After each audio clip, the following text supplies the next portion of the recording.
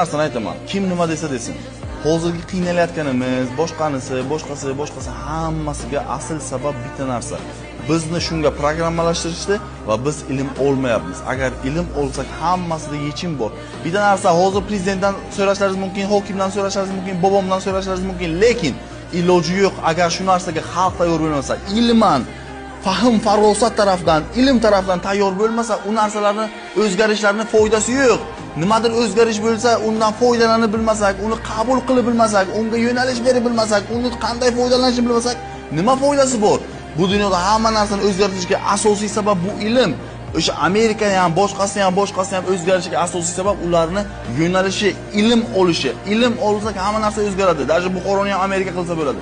Tushunib yetish kerak. O'zimizda fond bozorimizni shakllantirish kerak. O'zimizda fond bozori yo'q. Amerikaning kompaniyalari rivojlanishiga pul tiqyapmiz. Ular foyda ko'radimi, bizmi?